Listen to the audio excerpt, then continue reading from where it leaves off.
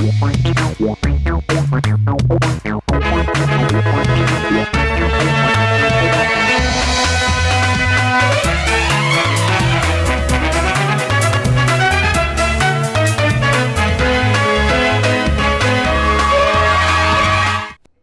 मेरा नाम है जयंती झा और आप देख रहे हैं राष्ट्रीय समाचार। पहले नजर डालते हैं हेडलाइंस पर। नीतीश कल 11:30 बजे मुख्यमंत्री पद की शपथ लेंगे। पीएम मोदी भी होंगे शामिल। सीएम हाउस पहुंचने लगे जेडीयू विधायक।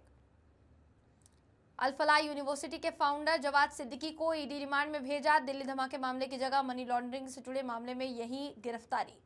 लॉरेंस बिश्नोई का भाई अनमोल पहुंचेगा दिल्ली। अमेरिका ने किया डिबोट। एनआईए की टीम पहुंची आईजीआई एयरपोर्ट। महाराष्ट्र में टूटी महाविकास आघाड़ी। कांग्रेस ने छोड़ा उद्धव का साथ। शरद पवार के भी साथ छोड़ने की आशंका। पाकिस्तान को फिर सताया एयर स्ट्राइक का डर। आर्मी चीफ के ट्रेलर वाले बयान पर बोले ख्वाजा आसिफ, भारत बॉर्डर पार हमला। बिहार में नई सरकार की तस्वीर अब साफ होती हुई नजर आ रही है। नीतीश कुमार ही बिहार के अगले सीएम होंगे, जबकि सम्राट चौधरी और विजय सिन्हा को डिप्टी सीएम का पद मिलेगा। अब ये क्लियर हो चुका है, तस्वीर साफ हो चुकी है। दरअसल जेडीयू विधायक दल की बैठक में जहां नीतीश कुमार को नेता चुन लिया गया, वहीं सम्राट चौधरी को बीजेपी विधायकों का नेता चुन लिया गया, जबकि विजय सिन्हा को उप नेता चुना गया है। इसके अलावा दोपहर 3 बजे विधानसभा के सेंट्रल हॉल में एनडीए की संयुक्त बैठक होनी है। अब आगे शेड्यूल में अगर परिवर्तन हो तो उसकी भी अपडेट आप तक पहुंचाई जाएगी। इस बैठक में सभी घटक दलों के विधायक शामिल होंगे और औपचारिक रूप से एनडीए का नेता चुना जाएगा। सूत्र की माने तो इस बैठक में नीतीश कुमार को सर्वसम्मति से एनडीए का नेता चुना जाएगा, जो कि चुन लिया गया है। ऐसा कहा जा रहा था पहले कि चुना जाने वाला है और अब चुन लिया गया है। कल यानी गुरुवार को पटना के ऐतिहासिक गांधी मैदान में भव्य शपथ ग्रहण समारोह होना है। इस तरह नीतीश कुमार 10वीं बार बिहार की बागडोर संभालेंगे। सूत्रों की माने तो बिहार की नई सरकार में मुख्यमंत्री के अलावा 2 उप मुख्यमंत्री और लगभग 18 से 20 मंत्री शपथ ले सकते हैं। उप मुख्यमंत्री पद के लिए बीजेपी कोटे से 2 नाम लगभग तय माने जा रहे हैं, जबकि जेडीयू और अन्य छोटे सहयोगियों को भी उचित प्रतिनिधित्व मिलने की बात कही जा रही है। भरूच में पुरानी इमारत ढही। दमकल विभाग ने त्वरित कार्यवाही कर एक कर्मचारी को बचाया। भरूच शहर के वेजलपुर इलाके का मामला बताया जा रहा है। पारसी वार्ड में दशा माता जी मंदिर के पास आज एक पुरानी इमारत ढह गई, जिससे अफरा तफरी का माहौल हो गया। यह हादसा उस समय हुआ जब जर्जर इमारत को गिराने का काम चल रहा था, जिसमें कुल 3 लोग लगे हुए थे। जैसे ही इमारत गिरी, मलबे के नीचे काम कर रहे 3 लोगों में से एक टीना भाई दब गया। अन्य मजदूरों और स्थानीय लोगों ने तुरंत मदद के लिए शोर मचाया। दमकल विभाग का सराहनीय काम। घटना की सूचना मिलते ही भरूच दमकल विभाग की टीम बिना समय गवाए मौके पर पहुंच गई। मलबे में फंसे टीना भाई की जान खतरे में थी, लेकिन दमकल कर्मियों ने अपनी विशेषज्ञता, प्रशिक्षण और आधुनिक उपकरणों का उपयोग करते हुए तुरंत कार्यवाही की। कड़ी मशक्कत के बाद टीना भाई को कुछ ही देर में मलबे में सुरक्षित बाहर निकाला गया और 108 के माध्यम से अस्पताल पहुंचाया गया।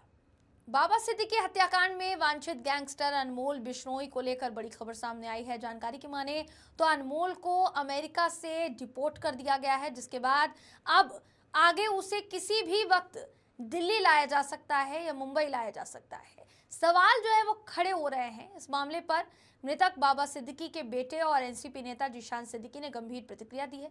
उन्होंने कहा कि हमने अमेरिका में न्याय से जुड़े सभी विभागों से संपर्क किया था और पीड़ित परिवार के रूप में रजिस्ट्रेशन कराया था। आज हमें ईमेल मिला है कि अनमोल बिश्नोई को अमेरिका से निकाल दिया गया है, लेकिन सबसे बड़ा सवाल ये कि क्या वो भारत आ रहा है या किसी और देश भेजा जा रहा है। जीशान सिद्दीकी ने केंद्र और राज्य सरकार से अपील की है कि इस मामले में तुरंत आगे की कार्यवाही की जाए, क्योंकि उनके मुताबिक अनमोल बिश्नोई पूरे समाज के लिए खतरा है। उन्होंने ये भी कहा कि वो मेरे पिता के मामले में शामिल था। हमारी मांग है कि उसे मुंबई लाया जाए, उससे पूछताछ हो और कानूनन कड़ी कार्यवाही की जाए। जीशान सिद्दीकी ने क्या कहा, सुनिए। वही तो प्रश्न हमारा भी है कि हमने यूएसए में जो सारे डिपार्टमेंट्स थे जस्टिस रिलेटेड, उसमें हमने कांटेक्ट किया था। हमने एक विक्टिम फैमिली की तरह उधर रजिस्टर किया था और विक्टिम नोटिफिकेशन की तरफ से हमें आज भी ईमेल आया है कि अनमोल बिश्नोई को आज फेडरल गवर्नमेंट ने यूनाइटेड स्टेट्स ऑफ अमेरिका के बाहर किया है, उसे अमेरिका के बाहर कर दिया है। तो प्रश्न ये आता है कि क्या वो हिंदुस्तान आ रहे हैं या किधर भेजा गया है। तो मेरी रिक्वेस्ट है हमारी केंद्रीय सरकार से, राज्य सरकार से कि ये फॉलोअप कीजिए, क्योंकि अनमोल बिश्नोई एक पूरे समाज के लिए एक बहुत बड़ा थ्रेट है और मेरे पिताजी के केस में भी उसका नाम आया है। तो मैं चाहता हूँ कि मुंबई उसे लाया जाए और जल्द से जल्द उस पर कार्रवाई की जाए, उसको इंटरोगेट किया जाए, क्योंकि इसके बारे में जो अपडेट्स हमें मिल रहे थे, क्योंकि हम एक विक्टिम फैमिली है, तो हमें अमेरिका से अपडेट्स मिल रहे थे कि वो department of homeland security Iowa में उनको डिटेन किया गया है और आज अमेरिका ने, यूनाइटेड स्टेट्स ऑफ अमेरिका से उसको बाहर फेंका गया है। तो क्या वो हिंदुस्तान आ रहे हैं, वो कहाँ जा रहे हैं, उसका हमें एक्शन लेना चाहिए। मेरी रिक्वेस्ट है कि जल्द से जल्द सरकार इस पे एक्शन लेवे और अनमोल बिश्नोई को अरेस्ट करके इंटरोगेट करे। कई बड़े अपराध और वारदातों में शामिल मोस्ट वांटेड आरोपी अनमोल बिश्नोई के भारत डिपोर्ट किए जाने को लेकर महाराष्ट्र में उप मुख्यमंत्री एकनाथ शिंदे ने बयान देते हुए कहा कि प्रधानमंत्री नरेंद्र मोदी और गृह मंत्री अमित शाह देश के किसी भी दुश्मन को छोड़ेंगे नहीं। शिंदे ने आगे ये भी कहा कि पाकिस्तान को भी, जिन्होंने पहलगाम आतंकी हमला कराया, उनको भी बख्शा नहीं जाएगा, उनको भी मुंह तोड़ जवाब दिया गया है। पाकिस्तान के घर में घुसकर मारने का काम किया गया है। ये नया भारत है, इसलिए इस देश में किसी भी राज्य में अगर कोई भी वारदात को अंजाम देता है तो आरोपी कोई भी हो, उसे ढूंढ कर लाने का काम सरकार करेगी। सुनते हैं अनमोल बिश्नोई के भारत लाए जाने पर उप मुख्यमंत्री एकनाथ शिंदे क्या कुछ कहते नजर आए। जी और गृह मंत्री अमित भाई, ये देश का दुश्मन कोई भी हो उसको छोड़ेंगे नहीं। पाकिस्तान को भी ऑपरेशन सिंदूर के माध्यम से जिन्होंने पहलगाम का हमला किया है उनको भी मुंह तोड़ जवाब दिया है, घर में घुसकर मारने का काम किया है। ये नया भारत है, इसलिए इस देश में हमारे किसी भी राज्य में ऐसी कोई भी दुर्घटना हो तो आरोपी कोई भी हो, कहीं भी हो, उसको ढूंढ कर लाने का काम सरकार करेगी। कड़ाके की ठंडी के कारण बनासकांठा ठिठुर गया है। वहीं दूसरी ओर हवामान निष्णात बता रहे हैं कि आगामी दिनों में मौसम में बदलाव आएगा और ठंडी के साथ बारिश होने की संभावना जताई जा रही है।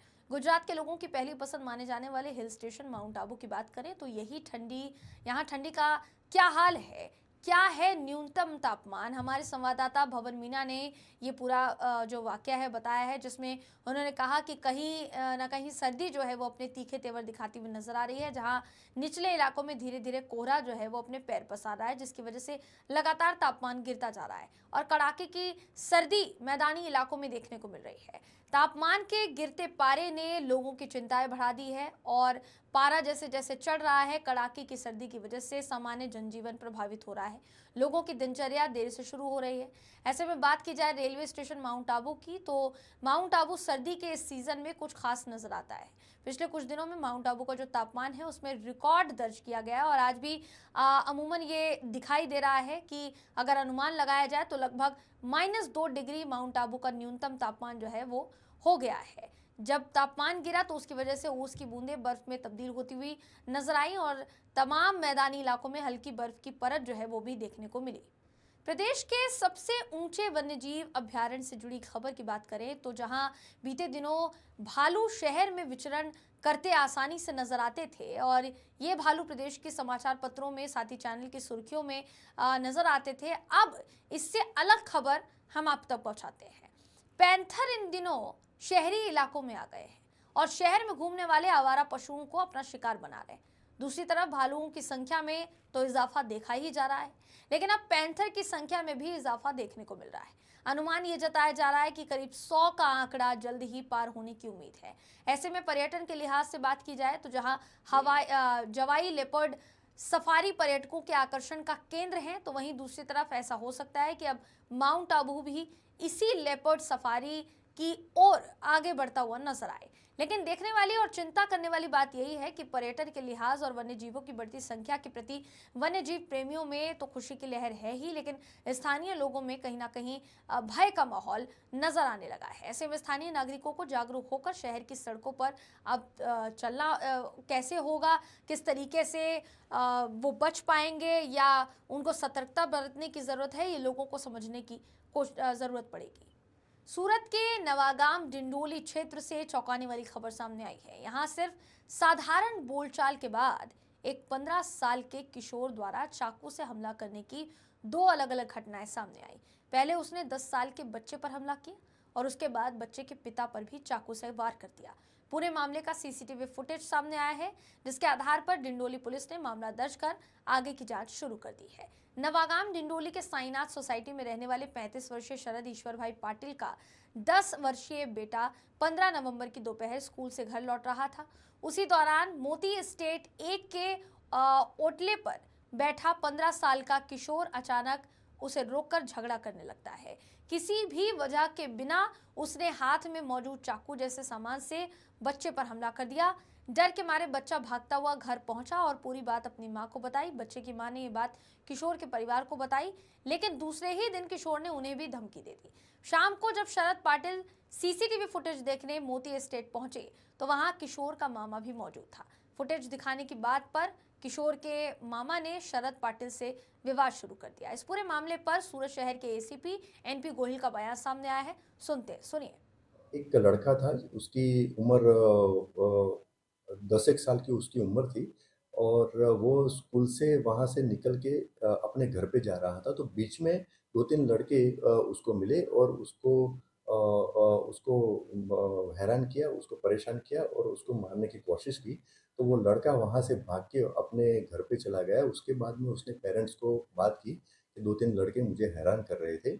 तो उनके जो पेरेंट्स है वो वेरीफाई करने के लिए कि वो जगह पे गए और वहाँ पे सीसीटीवी कैमरा लगा था, तो सीसीटीवी की फुटेज वो चेक करने लगे।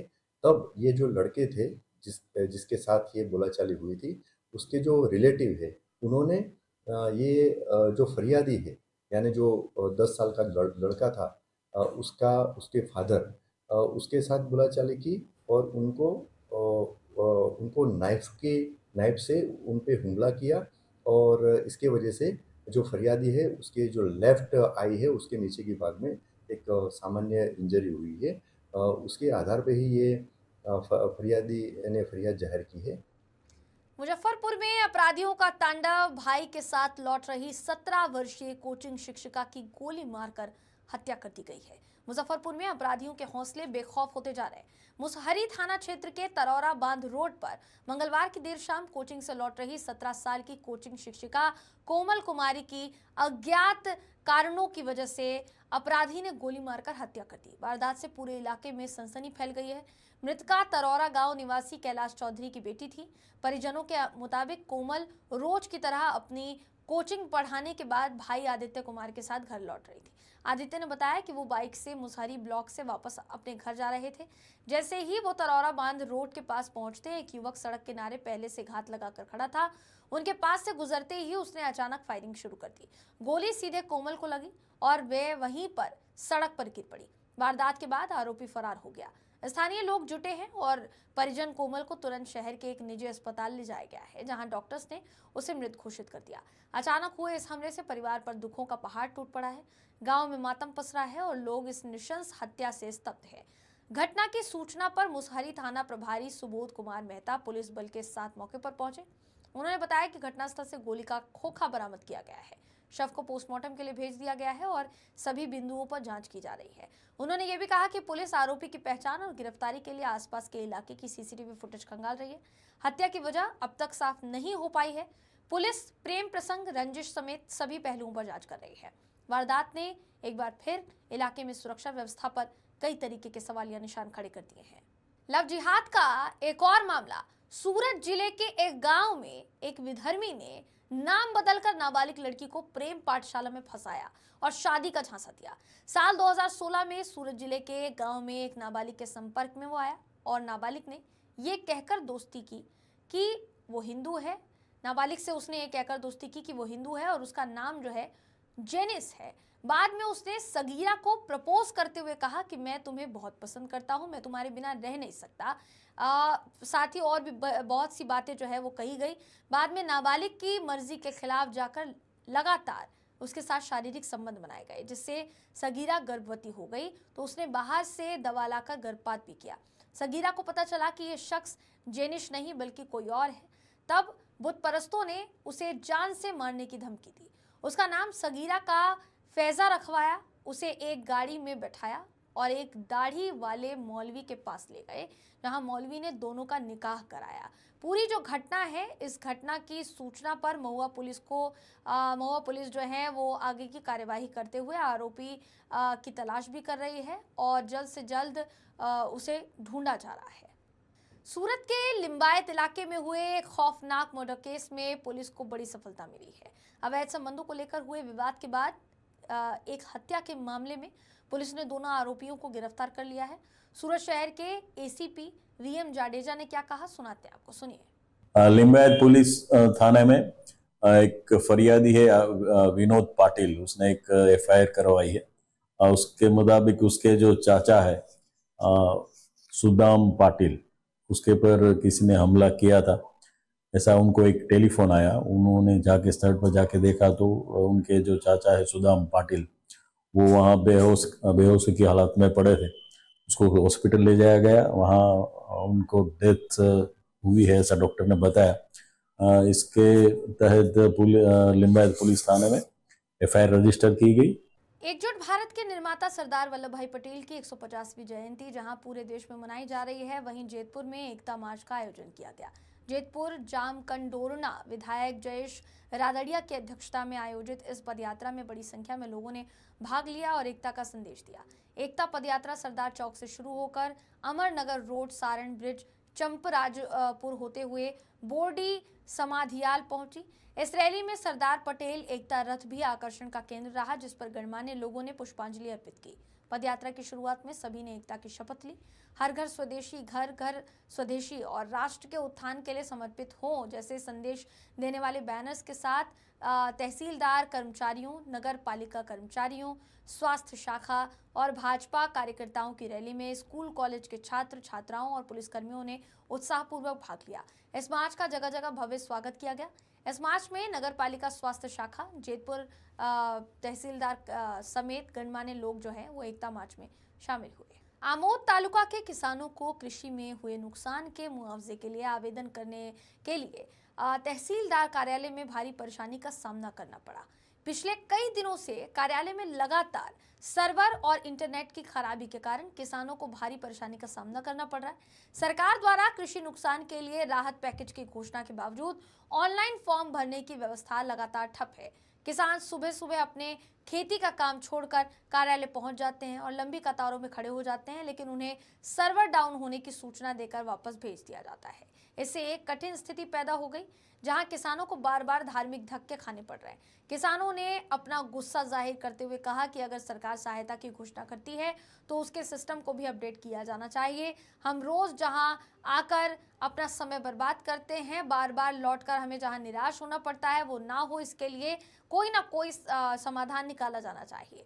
भरूच जिला कांग्रेस अध्यक्ष किसानों की समस्या को लेकर एक याचिका प्रस्तुत करने आमोद तहसीलदार कार्यालय पहुंचे। उन्होंने किसानों से बातचीत की और सरकार पर हमला बोलते हुए कहा कि जब से नरेंद्र मोदी सत्ता में आए हैं, लोग कतारों में खड़े हैं। अगर किसानों को मुआवजा देना ही है तो सीधे उनके खातों में जमा किया जाना चाहिए। उन्हें इस तरह की परेशानियों से नहीं गुजरना चाहिए। इस पूरे मामले को लेकर किसानों में भारी रोष है और उन्होंने प्रशासन से सर्वर की समस्या को तुरंत दूर करने और फॉर्म भरने की प्रक्रिया को सरल बनाने की पुरजोर मांग की है। महिलाओं में आत्मनिर्भरता और आर्थिक सशक्तिकरण को बढ़ावा देने के उद्देश्य से सरभान क्लस्टर स्तरीय संघ ने अपने कार्यालय में साबुन निर्माण पर एक विशेष प्रशिक्षण कार्यशाला का सफलतापूर्वक आयोजन किया। इस कार्यक्रम में महिलाओं और व्यवसाय के अवसर प्रदान किए गए और गृह उद्योग शुरू करने के लिए मार्गदर्शन प्रदान किया गया। सीएलएफ अध्यक्ष रीताबेन, तालुका आजीविका प्रबंधक चौधरी पीयूष भाई, एपीएम राठौड़, कल्पेश भाई और चारों क्लस्टर्स के समन्वयक इस कार्यशाला में उपस्थित थे। डॉक्टर हरेश कछाड़िया वहीं विशेष तौर पर सूरत से आए थे और उन्होंने महिलाओं को साबुन निर्माण की पूरी प्रक्रिया का मार्गदर्शन दिया। डॉक्टर कछाड़िया ने महिलाओं को जिन विषयों पर जानकारी दी, उसमें से ये कहा जा सकता है कि एक दिवसीय कार्यक्रम ने ग्रामीण स्तर पर महिलाओं में स्वरोजगार और आत्मनिर्भरता के प्रति एक नई चेतना का संचार किया। इस प्रशिक्षण ने कहीं ना कहीं कहा जाए तो महिलाओं को अपना व्यवसाय किस तरीके से स्थापित करना चाहिए, वो आर्थिक तौर पर सशक्त कैसे हो सकती हैं, उनको मार्गदर्शन कैसे मिल सकता है, इन सभी चीज़ों पर ध्यान जो है वो केंद्रित किया गया। सरभान CLF द्वारा आयोजित ऐसे जनहित कार्यक्रम ग्रामीण स्तर पर महिला सशक्तिकरण को नई गति प्रदान करते हैं, साथ ही समाज को आत्मनिर्भर बनाने में महत्वपूर्ण भूमिका निभाते हैं। सूरत से एक चौंकाने वाला ठगी का मामला सामने आया है। अडाजन क्षेत्र में ब्लैकमेलिंग केस में फंसे एक आरोपी के परिवार से खुद को लाजपोर जेल का जेलर बताकर पैसे वसूलने वाले शातिर ठग को अहमदाबाद जोन 2 LCB ने गिरफ्तार कर लिया है। आरोपी इतने चालाक तरीके से काम करता था कि पुलिस भी उसकी चालबाजी देखकर हैरान रह गई। इस पूरे मामले पर सूरत शहर के ACP NP गोहिल का बयान सामने आया है, सुनाते हैं आपको, उन्होंने क्या कहा, सुनिए। नवंबर को सचिन पुलिस स्टेशन में एक क्रिमिनल केस दाखिल हुआ था। उसमें एक अननोन व्यक्ति के अगेंस्ट में दाखिल हुआ था। उसमें जो अननोन व्यक्ति है वो लाजपुर मध्यस्थ जेल के अधिकारी की ओळख देके जो अडाजन पुलिस स्टेशन के 3 आरोपी जो ऑलरेडी जुडिशियल कस्टडी में थे, उनके रिलेटिव के पास पैसे मांग रहे थे। वो पैसे इसलिए मांग रहे थे कि भाई लाजपुर मध्यस्थ जेल में आपको अच्छी सुविधा मिल जाएगी और आपको मारेंगे नहीं। तो ऐसे करके उसने पैसे का डिमांड किया था, तो उसके आधार पे ही एक क्रिमिनल केस रजिस्टर हुआ था। तपास के दौरान जो भी आरोपी के CDR लिए गए और जो भी अलग अलग मुद्दे पे तपास जारी थी, दौरान अहमदाबाद सिटी के DCP जोन 2 साहब के LCB की टीम को एक स्पेसिफिक इनपुट मिला था।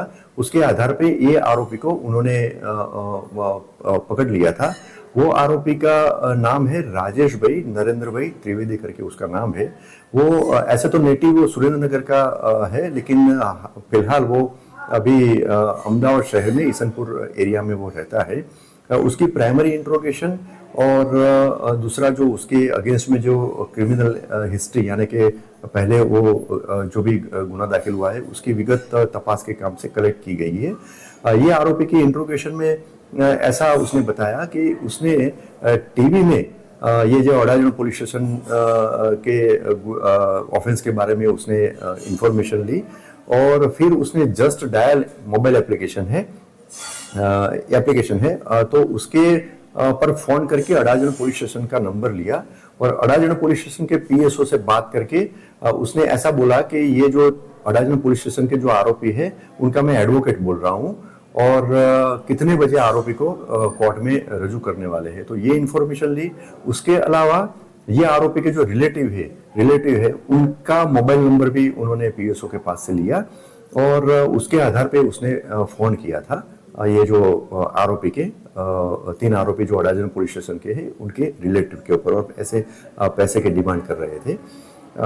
ये आरोपी ने पहले भी as a police officer, as a revenue officer और as a food safety officer की खोटी पहचान देखे उन्होंने पहले भी ऐसे पैसे की डिमांड अलग अलग व्यक्ति के पास से की थी। तो उसके आधार पे अहमदाबाद सिटी, गांधीनगर डिस्ट्रिक्ट और अमरेली डिस्ट्रिक्ट में भी ये आरोपी के अगेंस्ट में डिफरेंट केसेस ऑलरेडी रजिस्टर हुए हैं और 18 तारीख को यानी 18 नवंबर को मैदरपुरा पुलिस स्टेशन में भी ऐसे सेम मॉडस ऑपरेंडी यानी कि जेल के अधिकारी की पहचान देके जो पैसे रिलेटिव के पास मांगते हैं ऐसे सेम मॉडस ऑपरेंडी से उसने ऑफेंस किया था। तो उसके आधार पे मैदरपुरा पुलिस स्टेशन में भी एक ऑफेंस रजिस्टर हुआ है।